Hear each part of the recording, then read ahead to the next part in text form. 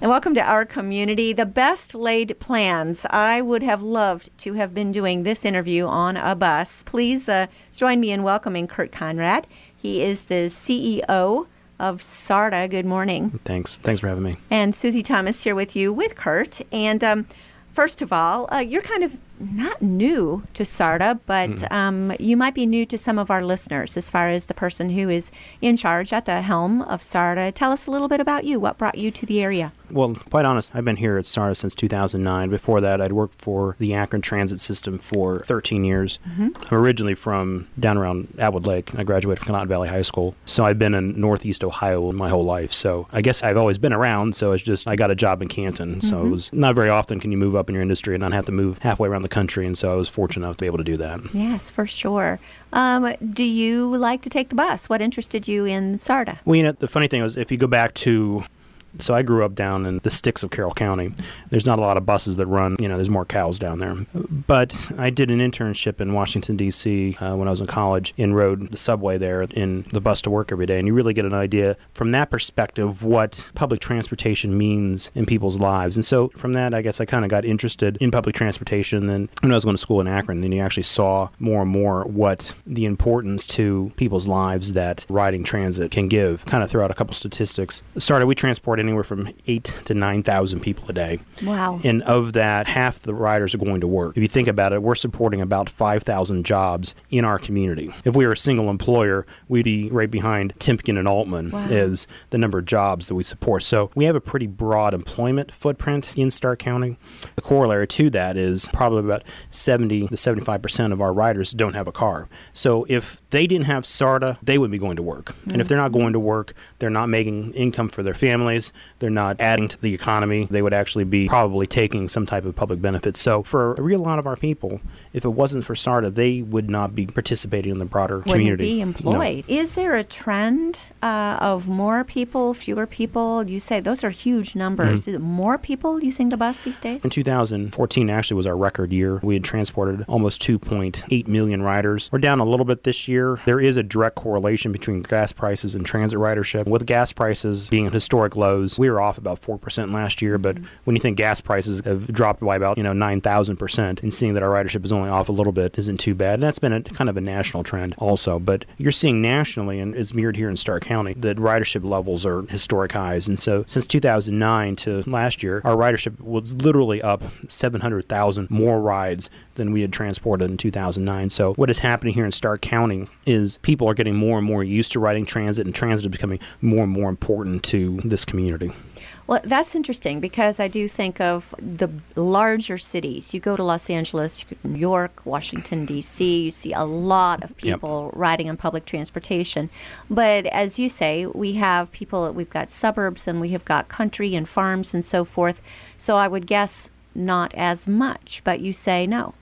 Well, if you go downtown to Canton, you actually see some of the buses that are pulling out of the main lineups. I mean, they're standing room only on some of those routes. And you think about the 102 route that goes out west Tustin Massillon, we transport close to 2,000 to 3,000 people a day on that route alone. That's amazing.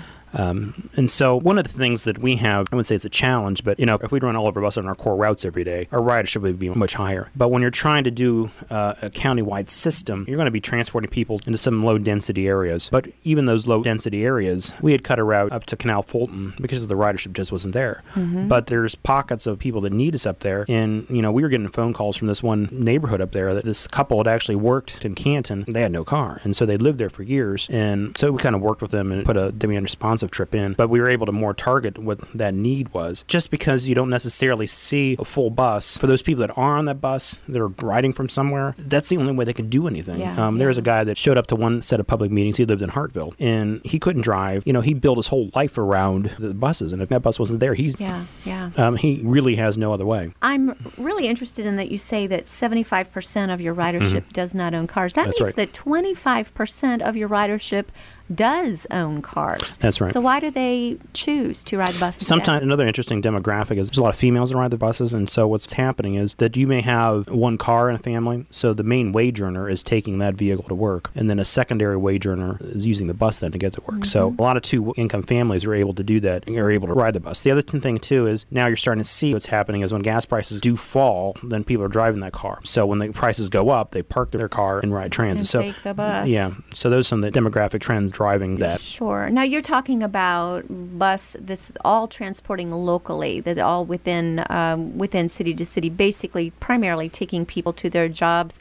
When we're talking about SARTA, are you doing any day trips around different areas? So we have a route that runs about every hour to Akron. Okay. And it's an express route, and it leaves from downtown Canton, go to Belton Village Transit Center, which is right off of Whipple, and then it goes to the airport, and then to downtown Akron. And so that route runs about every hour. So that's an intercity route. And then we also run an express route to Cleveland 3 times a day, and that's a collaboration between us and the Stark County Veteran Service Commission. And so we will go out to Wade Park, and then we get into downtown Cleveland. And the interesting thing, we have a partnership with the Cleveland RTA that you can get off our bus in downtown, right there at Tower City, get on any of their services for free. Wow. So it's a transfer agreement with them. And we also have the same thing with Akron, that you can get off our bus and on their system and ride anywhere for free. Wow, that's fantastic. Do the gas prices affect bus ridership at all? In the way that, do you get any deals when the gases go down? What does it cost to ride a bus? So right now the base fare is $1.50, and then we have all kinds of tickets and passes that you can buy. We'll do promotional things periodically, like we just did a concentrated promotion, so to speak, in the Belton Village Mall area a couple weeks after Christmas. It was kind of like, well, we know you spent all your money and can't afford to shop, so you can ride the bus free in the mall. So we're always doing catchy little goofy things that. And then we did a promo before Christmas so that you could buy passes for people, Santa could bring SARTA to you. Nice. Kind of things. We're speaking with Kurt Conrad. He is the CEO of SARTA, the Stark Area Regional Transit Authority. Right. Some people call us SARTA or STARTA or Sparta or just them. SARTA, the Stark Area Regional Transit Authority. It's the bus. Who rides SARTA, Kurt? Who rides SARTA? Do you want all their names? No, I don't know all their names. names. So actually, the funny thing is you work in the industry long enough and you actually start to know the people's names that ride.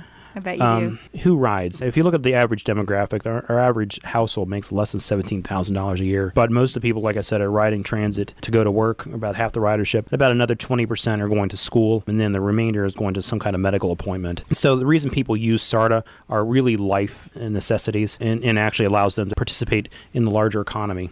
The other thing is so we have the fixed route system that you see go up and down the streets. And so we have 32 bus routes, and we have something like 2,700 bus stops in Stark County. And so on top of that system, we have ProLine, which is the smaller vehicles you see running around that will pick up somebody at their house and take them to where they want to go. And that service is basically targeted toward some type of individual that has a disability recognized by the Americans with Disabilities Act. So if something is preventing you from getting the bus stop, then we'll go and pick you up and take you where you want to go. So that would be, you provide door service. Well, we call it curb to curb. But curb to curb. Yeah, or curb to CalPath or curb to something else. That's right. Different from Uber, how? We're better.